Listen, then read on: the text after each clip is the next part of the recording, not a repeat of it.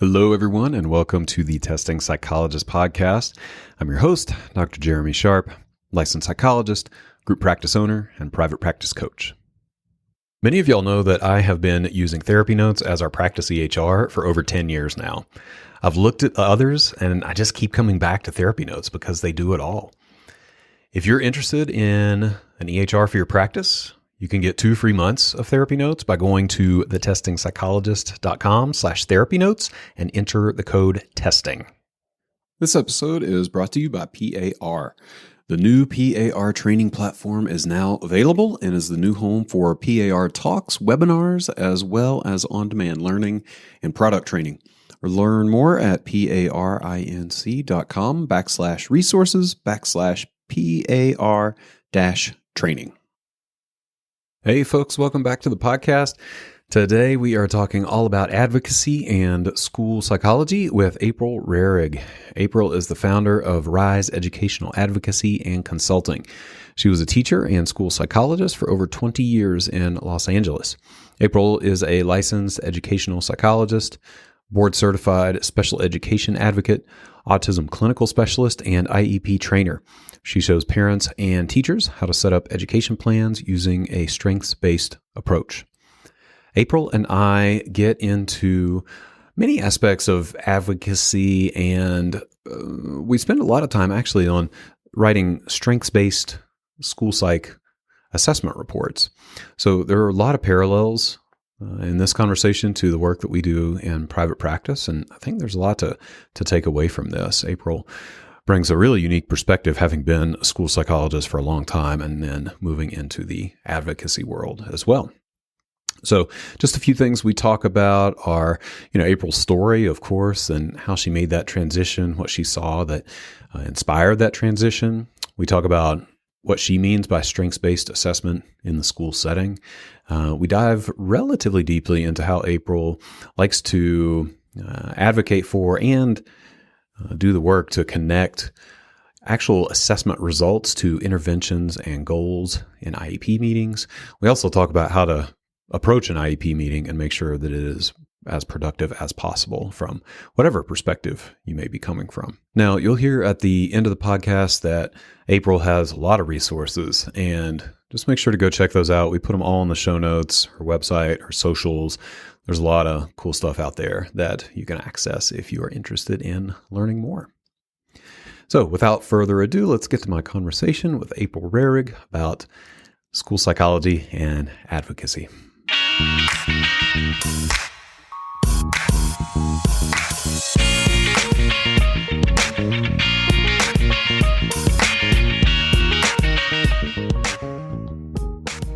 April, hey, welcome to the podcast. Hey, Jeremy, thanks for having me. Yeah, absolutely. Thanks for being here. Yeah, I'm excited to chat with you. I haven't talked with any school psych folks in a while, so this will be a nice opportunity to dip back into that area of practice. I know a lot of folks out there are school psychs, and we're going to be interested in this. And I think we're just talking about generally good principles for writing and pulling reports together. So it's always interesting to folks. But I'll start where I always start, which is this question of why spend your time on this out of all the things that you could do with your life. You've done many things with your life, but why focus on this right now?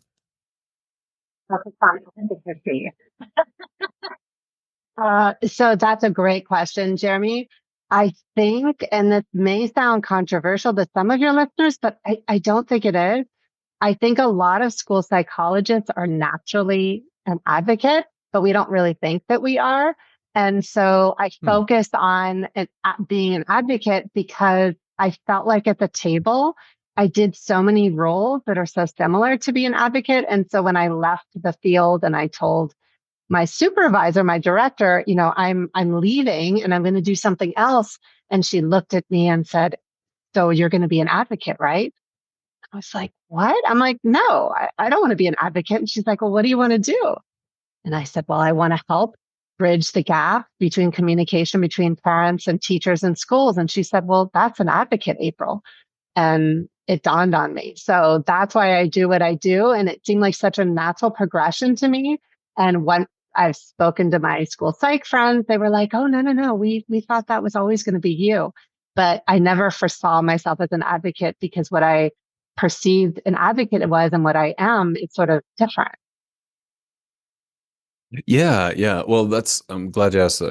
Glad you said that. I was going to ask a question around that because the role of an advocate is kind of hard to pin down sometimes. I think for some of us, like I've heard the term advocate used for attorneys who specialize in this work and non-attorneys who do this work in kind of different fields. So I don't know. I'd love to spend maybe just a little time hearing what that looks like for you personally and what that role is.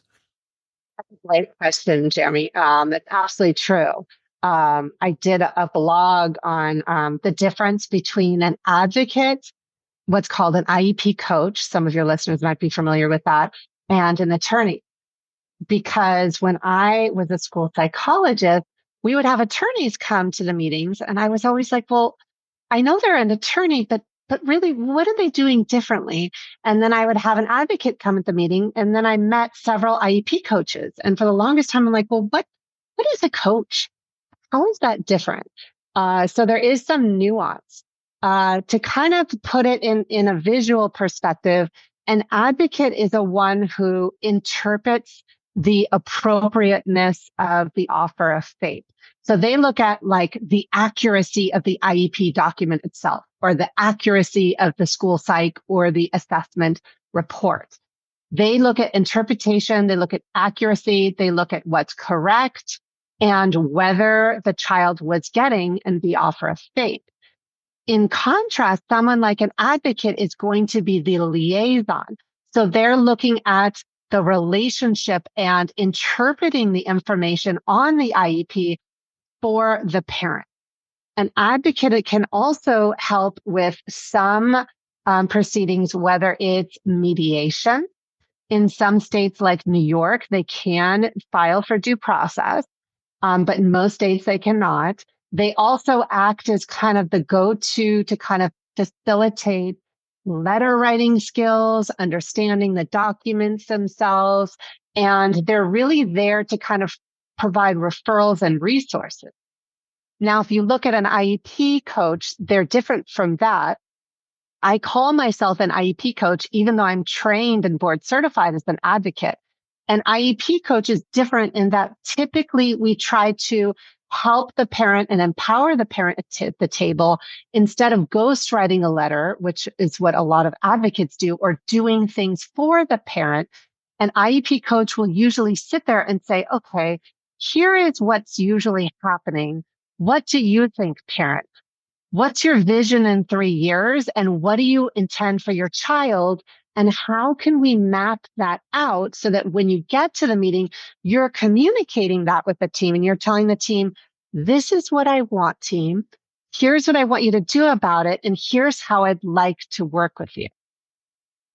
So it's sort of a different style, and one style isn't better than the other.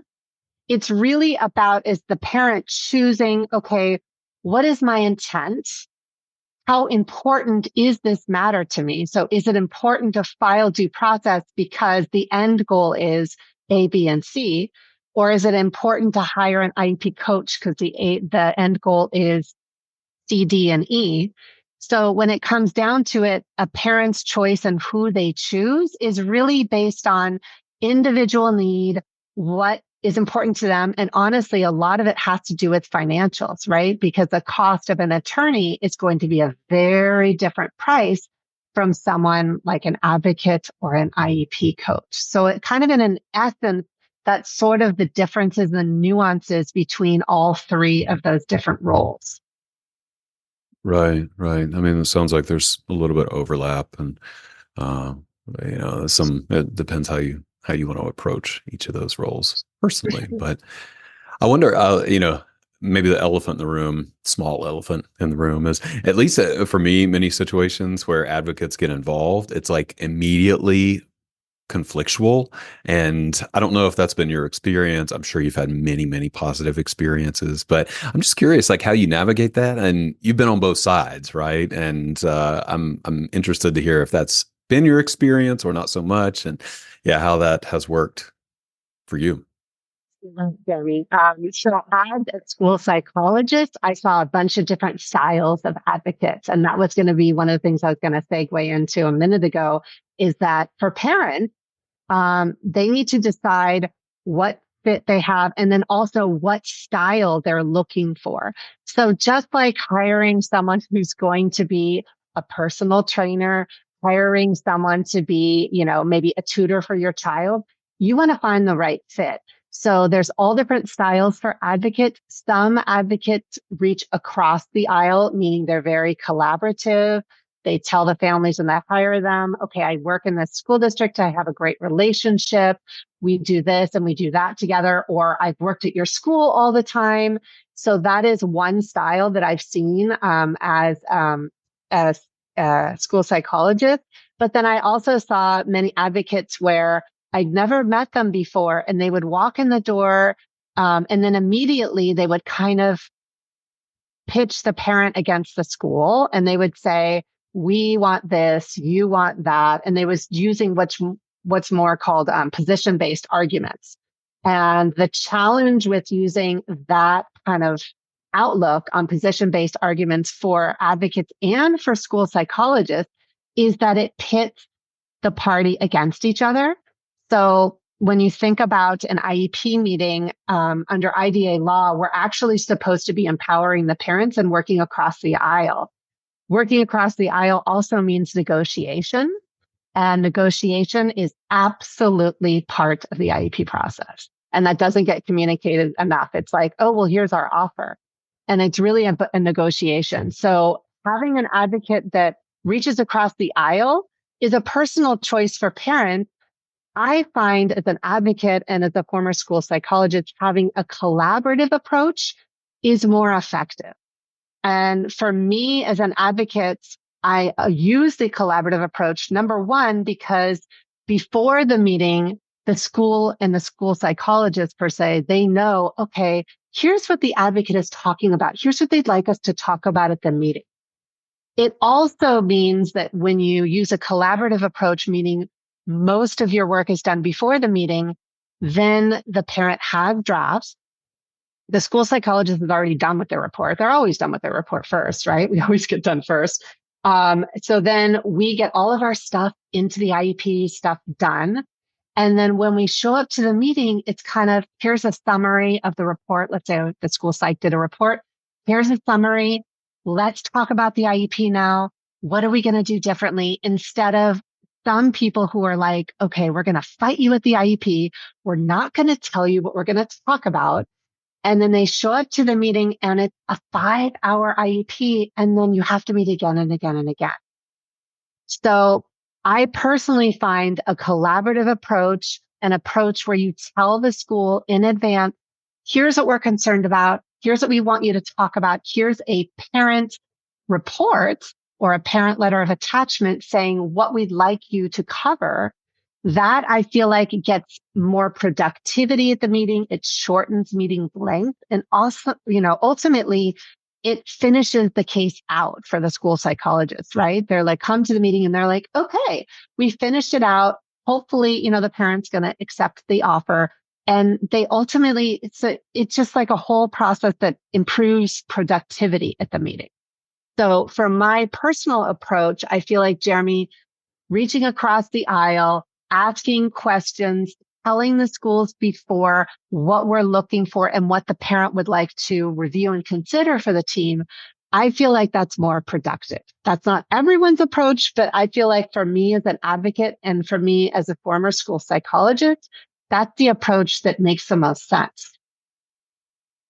Yeah, I could get on board with that. I think we've all heard stories or been part of these nightmare marathon IEP meetings where folks are just going back and forth and nothing really gets accomplished. And, I just think like these poor kids are the ones who suffer because of that. So, yeah. So like anything else, there are all sorts of styles out there. It's good to know. I mean, there are folks like parents can find the advocates that fit their style and fit their Mhm, needs. mhm. That's fantastic.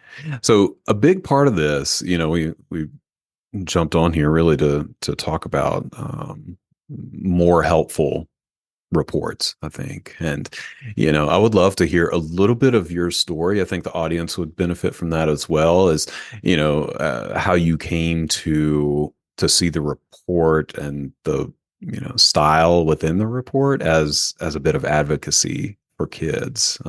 Would you be willing to dive into the background a little bit, and then we'll get into the actual report style? Yeah, yeah.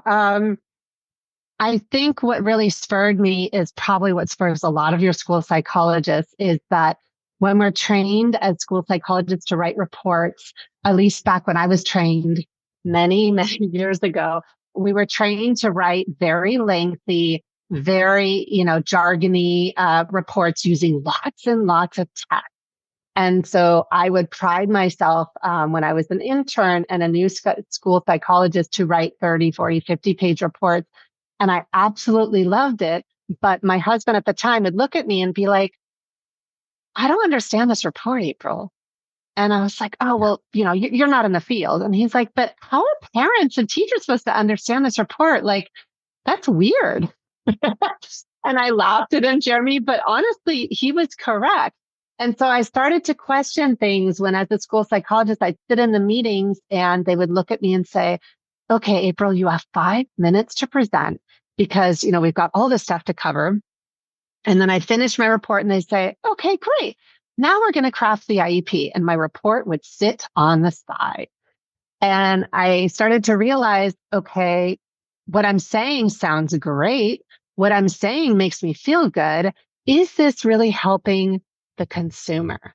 And as a mom of three neurodiverse kids, I sat on the parent side at IEP meetings and I became the consumer and I started to look at the language we were using in report and the way we were talking and what we were saying about our kids. And I realized I think we can do things differently here. And as a school psych, we can write really great reports that are legally compliant, but really we need to look at the big picture and how we're communicating, the language we're using, and how we kind of incorporate more than standardized tests on our reports to embed that into the IEP and ultimately craft consumer friendly strength based reports. That's sort of how it started, is just this idea as a psych. And then it moved into practicality. And then really, what's the big picture here? Yeah, yeah, I love that. Let's zone in on this strengths-based style. I feel like people talk about doing strengths-based reports often, but it's sort of ill-defined. And I would love to hear how you would describe a strengths-based assessment. Yeah. So if you think about writing a report, any special education report, doesn't have to be a school psych report. When it comes to developing IEP, and an IEP is awesome, it's essentially a blueprint, right? What are we doing now? How are we going to do things different? And what are the right setups? That's really what an IEP is. That's all it is. When it comes to the assessment, the findings of the assessment are like the ground floor. They basically form that blueprint for the IEP and they form the foundation that we craft the entire IEP on. So if you're going to write an assessment that focuses on deficits, so let's say the child has a specific learning disability, and the way that I was trained to write a report is, okay, we identify the deficits, and then we talk about eligibility, and we're writing the report to talk about eligibility and recommendations. That's not going to develop an IEP that meets all the criteria that's compliant. But the bigger issue is it's not going to show what the setups are needed to get the child where they need to go. It just says what's wrong. And we all know that in the reality of situations, when we order a package from Amazon, we don't look at what went wrong with the delivery. We're like, what went right? And why is Amazon successful? Amazon is successful is because they know it's easy to find. You can get the product you need. You can get it quickly. And then if there's an issue, you can resolve it. So it's all about capitalizing on what's right and then getting it to where it needs to go. And if there's an issue, we can get that quality control in there. So when you kind of switch that and you think about an assessment, when you look at present levels of academic achievement and functional performance, right, which is what they call PLOS, in the IEP, that's where our assessment needs to go. So when we focus on only the deficit, it tells us what's wrong and what we're going to do differently. So with a strength-based report, what you want to look for is what can the child do? So that would be their strengths. What do they already know? And that would be found in the accommodations, right? The supplemental, that staff, all the setups, and then how we structure the how-tos. And then what are their unique learning needs? That would be their weaknesses, also known as the present levels of academic achievement and functional performance, what they don't know. And then we look for the opportunities for learning in our report. What are we going to do differently using what they know and what they don't know? And then lastly, we look at the barriers for learning, right? The impact of the disability. So when you structure your report in those 4 quadrants, also known as the SWOT analysis in the business world, strengths, opportunities for learning, and the threats, I call them the barriers, that is a totally different mindset for formulating our reports. And then we can use those 4 quadrants to basically streamline developing the IEP. Because when you write your report, you're supposed to embed that into the IEP, but none of us psychs are taught, well, how do we choose the accommodations, right? How do we choose the goals? How do we embed the accommodation into the goals to get the right setups that are strength-based and get the child to where they need to go? So it's really not just using the data from your report, but extrapolating the data in a way that's using strength-based language, capitalizing what the kids understand now and what they need to do differently, and then giving them the tools, which is all the setups in the IEP, to achieve the goals that the team is going to offer. Yes. Yes. I love that description. It sounds great. It sounds great in theory, right? And I don't know if you've had this experience. I feel like I have this experience a lot where I get IEP reports and that information might be in there. It may even be in that format or in that, that breakdown or classification, but I just cannot find it. Like these reports, I don't know if it's just the software that our districts use, maybe every district across the country uses, I don't know. But these IEP reports are so dense and hard to sort through and find all of these things that it's easier to honestly just, flip around, try to find some scores and then go from there. And that's not doing anybody any favors. So I don't know. How do you, am I off base on this, or is this just like a problem across the country with IEP reports being pretty dense and hard to sort through? Let's take a break to hear from a featured partner. Y'all know that I love Therapy Notes, but I am not the only one. They have a 4.9 out of 5-star rating on Trustpilot.com and Google, which makes them the #1 rated electronic health record system available for mental health folks today. They make billing, scheduling, note-taking, and telehealth all incredibly easy. They also offer custom forms that you can send through the portal. For all the prescribers out there, Therapy Notes is proudly offering e-prescribe as well. And maybe the most important thing for me is that they have live telephone support 7 days a week, so you can actually talk to a real person in a timely manner. If you're trying to switch from another EHR, the transition is incredibly easy. They'll import your demographic data free of charge, so you can get going right away. So if you're curious, or you want to switch, or you need a new EHR, try Therapy Notes for 2 months, absolutely free. You can go to thetestingpsychologist.com/therapy notes and enter the code TESTING. Again, totally free, no strings attached. Check it out and see why everyone is switching to Therapy Notes.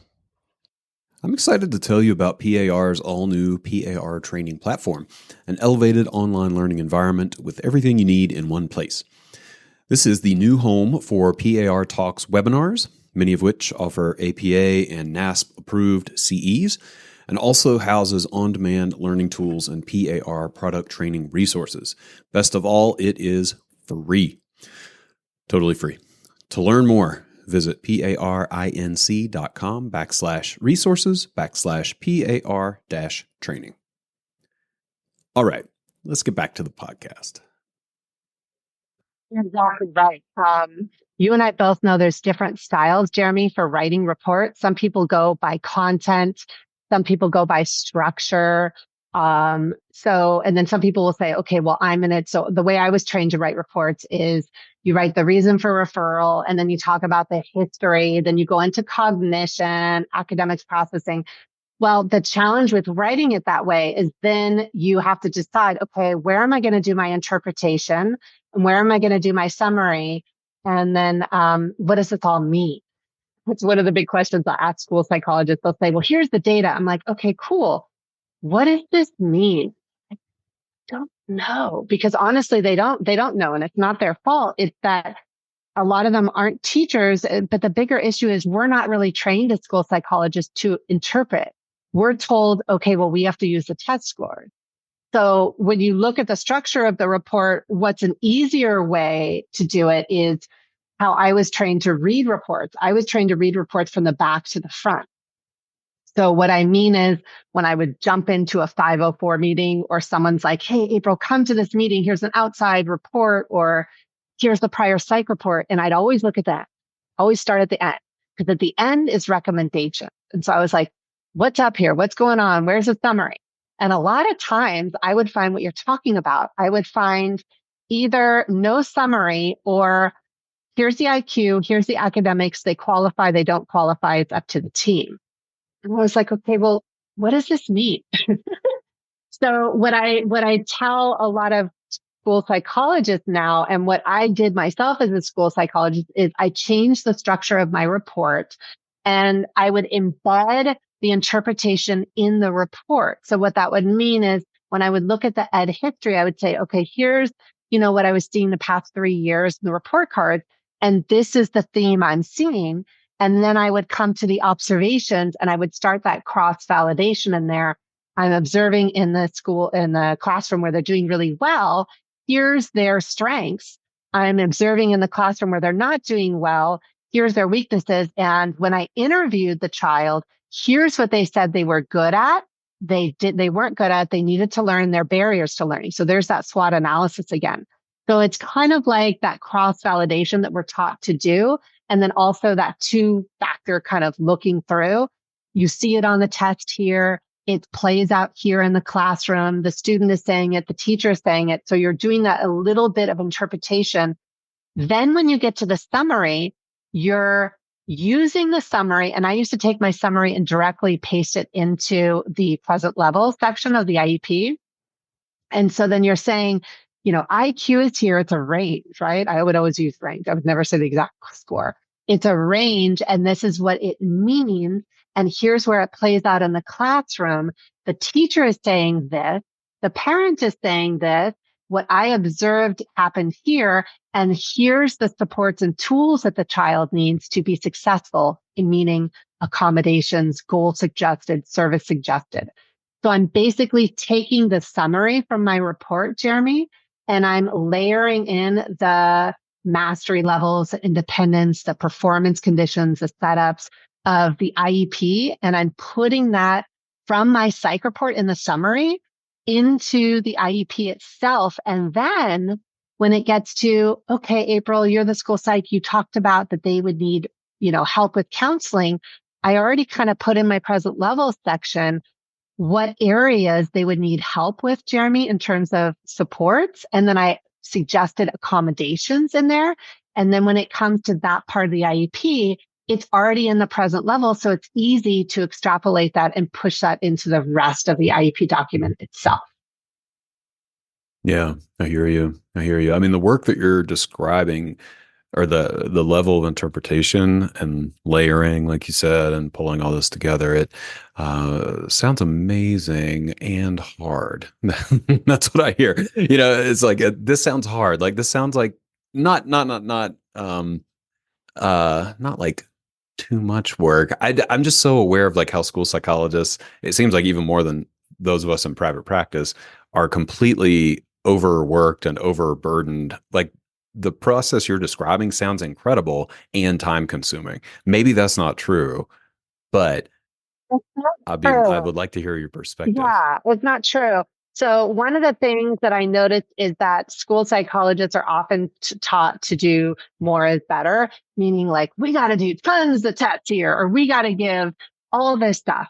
Yes, you want to cover all the areas on the assessment plan, but when I work with a family, so when I was a school psychologist, and again, it does depend on how much time you have, but like my last 10 years, I was blessed. I would only have like 2 assignments. So I felt like that was kind of better than a lot of school psychs who have like a different school every day.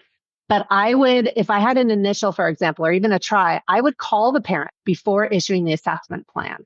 And either hopefully I went to the 504 meeting before, or the SST or the intervention meeting before, and I would ask them, what are you concerned about? What are your child's unique learning needs? What are you suspecting? What's a disability you suspect? I'm like, what? No one's ever asked me that. And so then I would have that conversation and I'd say, okay, I'm kind of thinking of these areas. You want me to look into this? And so I'm covering all the areas on the assessment plan, but I'm gearing and catering the test, right? You're individualizing the test. You're not necessarily giving more, but you're covering the areas of need. So instead of giving every processing test under the sun, if it's an initial, I cover my basis, right? For auditory, visual, fine motor, but then perhaps with the rating scales, I'm giving certain rating scales based on those areas of need, and then giving the broad and the narrow band measures without giving 1,000 tests. And then I'm working on the interpretation. So I test at the end. I do the observations first.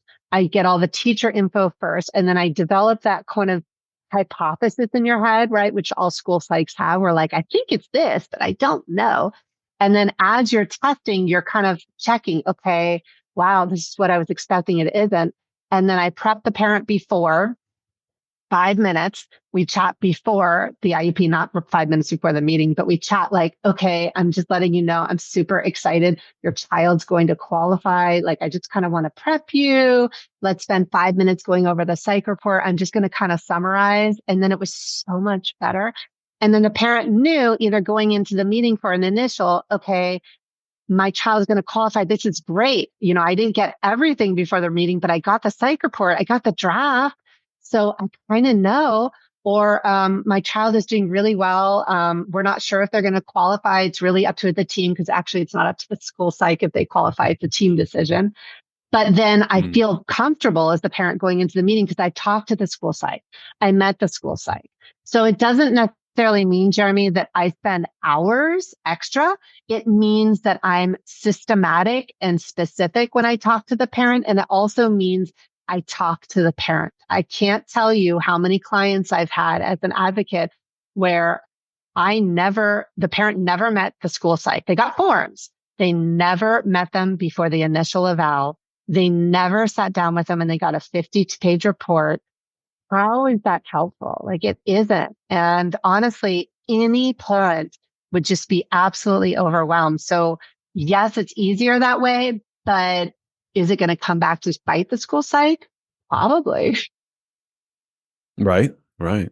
Well, the piece that I'm zoning in on out of all of that is that it sounds like you are choosing maybe like a quality over quantity approach where you're being very deliberate about not over testing and using that trade-off in time that you might spend doing extra tests to do this more layered sort of complex interpretation and contact with the parents. Is that fair? Yeah. So, like, for example, when I worked at a high school, they would have maybe 3 tries before they would come to my job being the school psych. And so I would talk to the parent, and let's say the student had a learning disability. Before I would talk to the parent, I would look at all the prior psych reports, I'd print them all out. And then I would be like, okay, I'm thinking perhaps like a record review. We call them record reviews. So it would be like no IQ testing, but we're kind of cross validating things.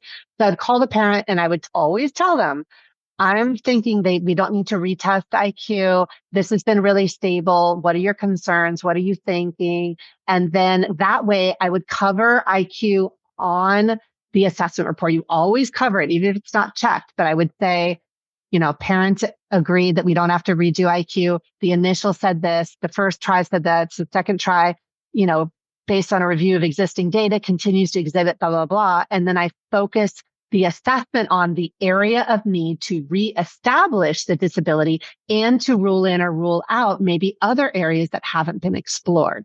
So it's tightening up your report. It's looking at the prior history and then determining where do we go with this instead of they were referred for a try, they're still qualified for a try, that's it. Right, right. Yeah. I mean, I love this approach. I love that it seems like a much more personalized approach that actually takes the individual child's profile into account. And that's super valuable. Again, I've read, I think, a lot of IEP reports that are just data more than anything else. It's just scores. And then we make determinations from that. So I would love to hear more if you're willing to dive into it a little bit more, just how you connect the results and the individual characteristics of the kid to those interventions and goals that are so important. Can you speak to that a bit? Yeah, yeah. So let's say, so I go back to the strength-based perspective.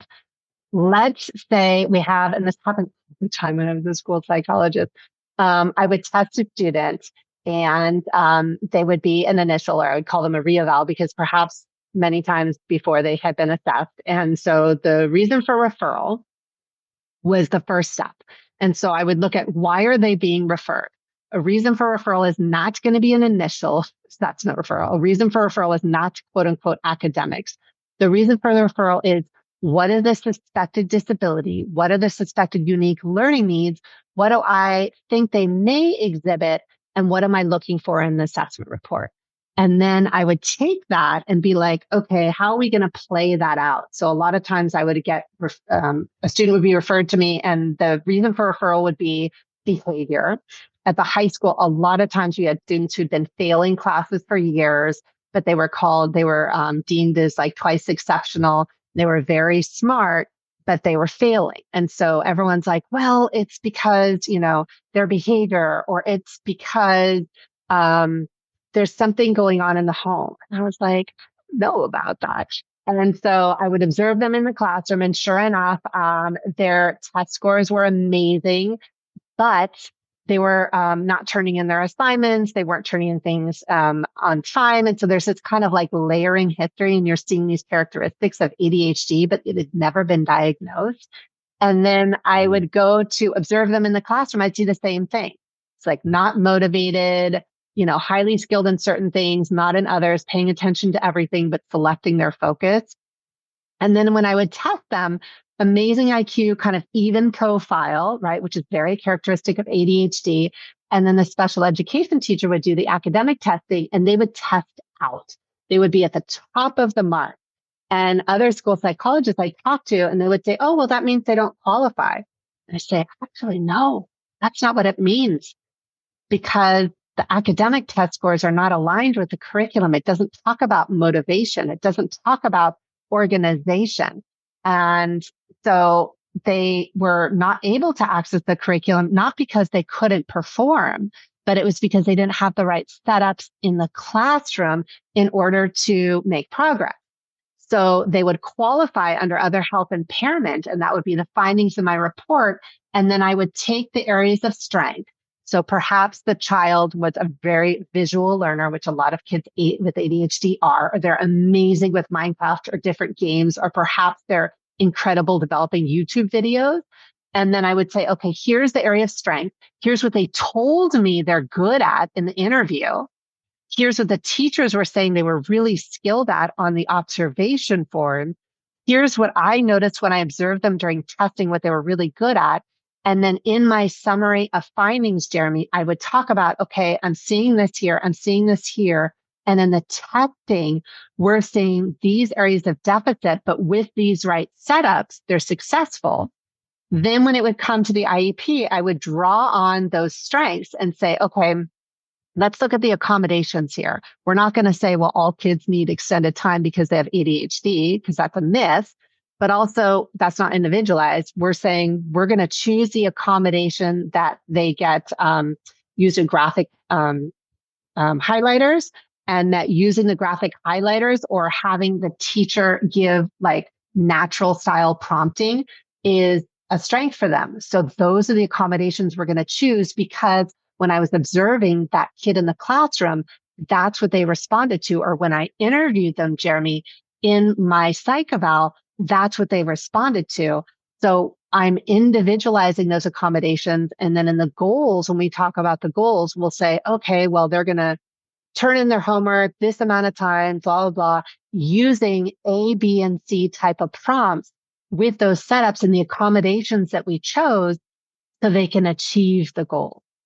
So I'm taking the test data, but I'm going beyond the standardized tests, and I'm using that functional academics, which is part of IDA law, that I saw in my observation, teacher reports, parent interview, school psych observation, and I'm layering that to develop the IEP with the team.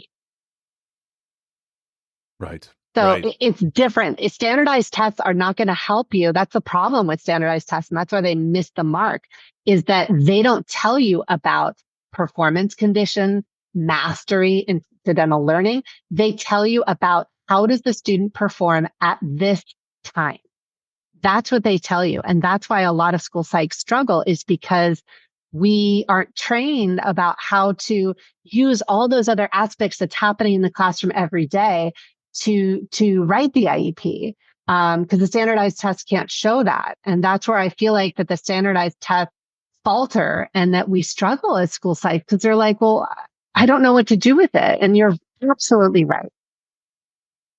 Right. Well, and if y'all, this is validating, right? If y'all are struggling with it, I just think about all the private practitioners out here who are even another step removed, or three steps removed, maybe, from the academic environment. And we're trying to do these evals and all. And in a lot of cases, we mostly have test scores in a sterile private practice office environment. We might be doing school observations. We might be interviewing the teachers, but it's not that close contact that you'll have as school psychologists. And so I'm sure you've seen a lot of private practice reports, right? And I don't know, this is, a little bit of a sidebar outside the school psych realm specifically, but like I said, I know you've seen a lot of reports. I'm curious, like, what you might say to private practitioners who are really trying to maybe write individualized recommendations or accommodations, but may not have the full picture from being so embedded in the school. Do you have any idea how we might bridge that gap a little bit? Yeah, that's such a great question, Jeremy. And I do encounter this all the time. And one thing I'm noticing that's a trend happening, at least in California, is that a lot of schools will hear, oh, okay, there's going to be an IE done, or there's a private assessment done. And so they try to, and I don't think it's nefarious, but they try to make it difficult for that private assessor to get rating scales, to come in and observe. For many years when I was a school psych, we would have this kind of underlying rule, and it was in every district. Okay, well, if someone's coming to observe, including the parent, we're going to give them 20 minutes to observe. And I Oh understand gosh. they want to be careful, but when you think about it as a school psych, if you're observing for 20 minutes and you don't really have a say in where you're observing, maybe they might give you recess. Maybe they might give you this. What if the kid is absent? You go to test. Oh my gosh, I have the IEP tomorrow. I've got 20 minutes. You never know what you're going to get. So I really feel like, as an outside person trying to do an assessment, having access to talking with the teachers, it doesn't have to be crazy, but like maybe an observation forum, maybe some rating skills. And I really feel like observing in the classroom is helpful. So from a school's perspective, allowing an outside assessor to come on campus to observe. Yes, you can have someone sitting next to them. And I understand a lot of schools require that. They need to have someone supervising to make sure there's nothing nefarious going on. That's absolutely okay. But not allowing outside assessors to access rating scales, get forms back, or making it difficult. A lot of families will say, the school says, no, I have to go back here. I have to go back there. That's not really helpful to the outside assessor. It hits the school against the parents. And then ultimately, who wins? Nobody. And the child loses out. So I Right. feel like from a school's perspective, if you have school psychs and you know if there's an outside assessor coming to observe, let them come and observe. Sure, you can sit next to them and follow all the rules and procedures your district requires, but allowing them access to the same information that you have, you're not doing anything, that's against the school. And it's only promoting more information and more collaboration. And that's where I go back to reaching across the aisle and working with the advocates. It doesn't mean you're viewed as weak or not a good school psych. It actually means you're trying to work with everybody. And again, you're going back into that advocacy role of helping the parents and the child thrive in what they have going on in their unique learning needs. Yeah. Yeah. I want to go back and focus on one thing that you said really quickly, just for my own edification, I suppose. But we've heard this before. Like we have to be accompanied through the classroom, and supervised, or we need somebody there, right? And I think, like theoretically, I understand the reason for that. But you use the word nefarious. We want to make school staff wants to make sure nothing nefarious is going on. So tell me, what are some examples of nefarious activity that you may have seen from private practitioners? Or is this a hypothetical that, schools are just protecting themselves against? Stuff too. So when I was a school psychologist, we had, and this happened many times, and it wasn't in one, certain type of neighborhood and not another. We would have private practitioners who would come and do an observation. And if someone from the district wasn't accompanied by them, they would say all this stuff happened, and they would say, I saw someone hitting someone else, or I saw, a child being, brutally victimized. And then we get to this like a meeting, and we're like, wait, like the teacher was like, that didn't happen. I'm telling you, like, I didn't see that. And so Mm, we have seen it where there's been a question in terms of the legitimacy of what someone saw in an observation. Um, I've also seen it where people have said certain things that pitted the parents against the school, or the outside assessor said, well, I did this and you didn't do that. We've also seen it where the person wasn't able to observe, and then they said, like, made statements about something that maybe an administrator said, and it wasn't actually true. And I'm not blaming the outside assessors. I'm not saying any of that. We're humans. Everybody, has their way of working, and everybody has great days and bad days. But I think having someone next to the outside assessor when they're observing, it comes from that kind of thinking of, we want to protect ourselves. At the same time, there shouldn't be anything to hide. So just like when I was a school psychologist, every year or every other year, we had to get evaluated. Sometimes I would have supervisors who would come in during my IEPs and like observe me. So I didn't have anything to hide. They were coming in to look and see how I'm doing. I didn't feel like it was nefarious. They just wanted to see what was happening. So I feel like, again, going to work across the aisle, having someone there to supervise, it's not necessarily a bad thing as long as that outside assessor is kind of kept up to date with what's going on, and they feel like, okay, I can communicate and complete my eval here, and you're not going to like block me from doing what I've been paid to do by this family. yes, that is very reasonable. And here I am, I'm so naive, and just assume the best in people. I'm like, oh my gosh, they would make things up. But I'm sure it happens. Of course it happens. And, a lot of us do it like Like, haven't you met school accidentally. psychs that did that? I met some school Yeah. psychs that did that, and I'm not blaming any one person. It's like, just like there's great teachers and bad teachers. Like, you meet a few school psychs and you're like, okay, I don't think they actually tested someone, but I'm not going to say anything. It's like, we're human. And so stuff like this happens. And that's, that's part of life, is like learning things. Yes, yes, exactly, exactly. Well, I know that, gosh, our time is flying by. I know we're getting down to time to almost wrap up, but I feel like I'd be remiss if I didn't ask about um, ways, kind of flipping back to the advocacy side, of how to, I don't know, how you approach these meetings, how you see meetings going well, how we as practitioners and especially school psychologists maybe can facilitate, the best meetings that we can in the interest of the kids.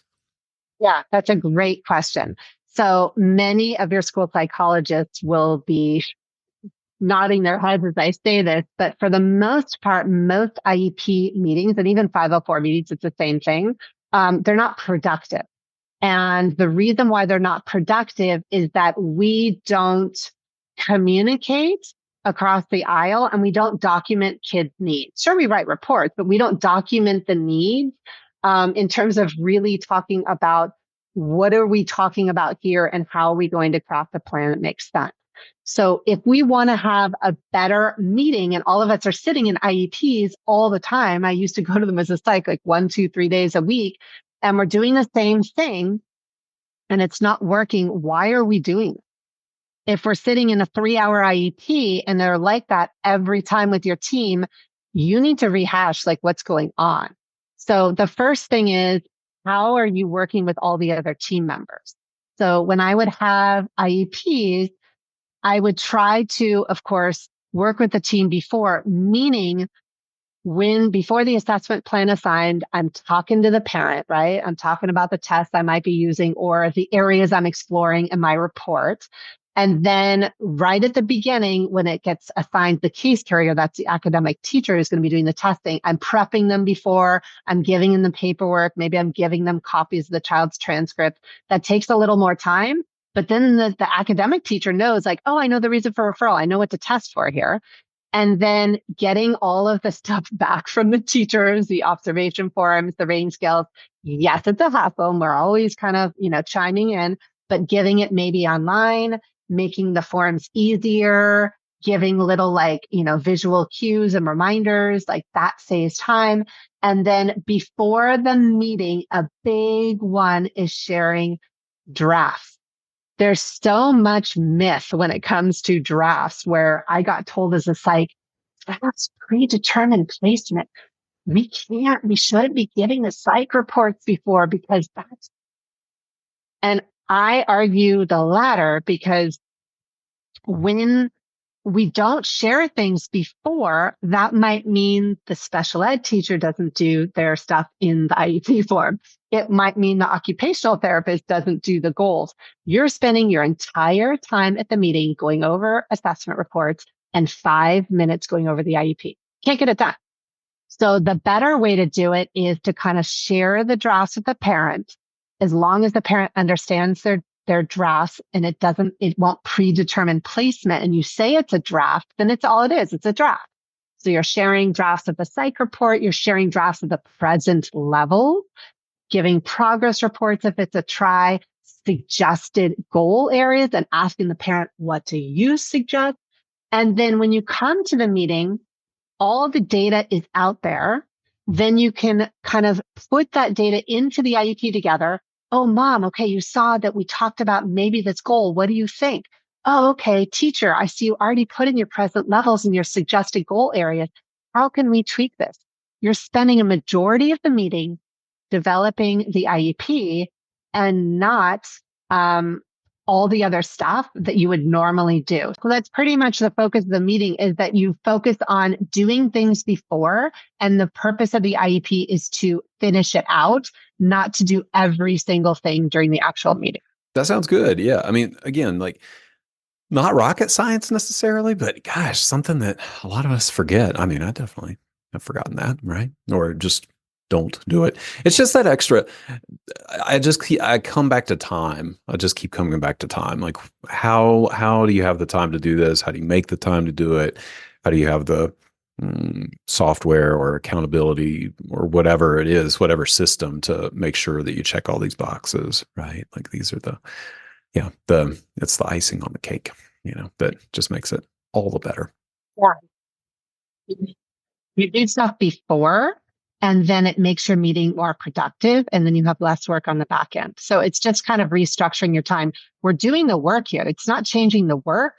It's just changing when and how you do the work. So it's more productive. Absolutely. Yeah. I love these ideas. I know, this whole topic of strengths-based assessment and even running better meetings and many things that we've talked about.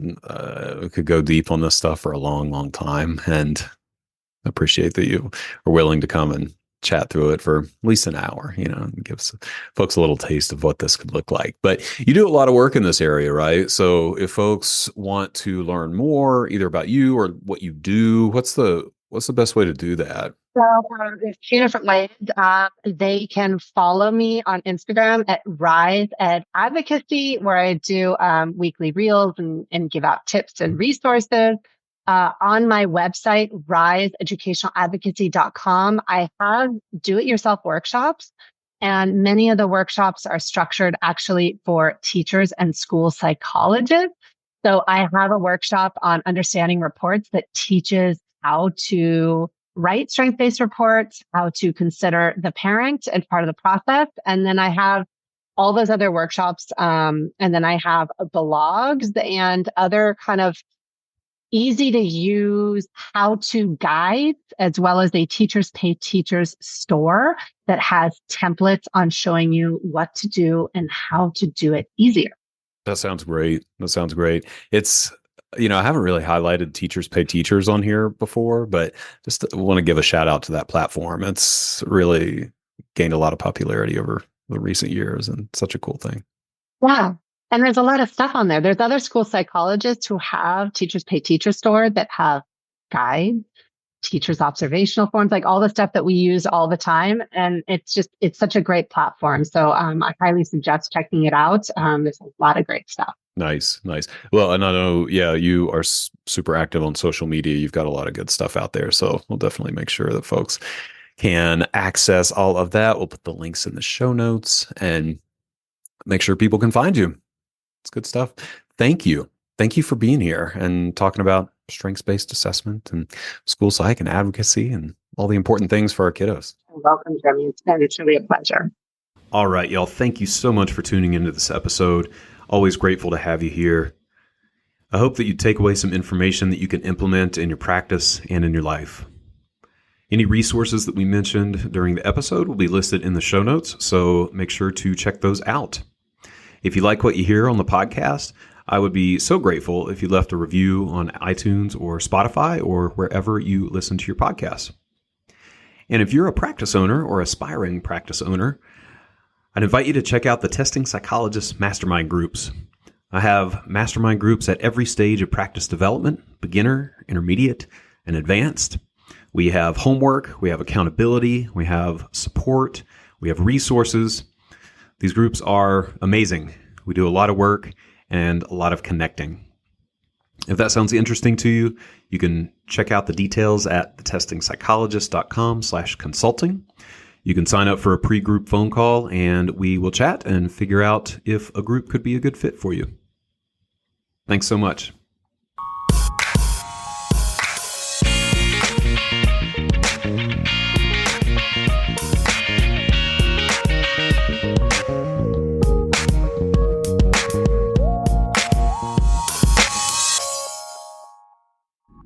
The information contained in this podcast and on the Testing Psychologist website are intended for informational and educational purposes only.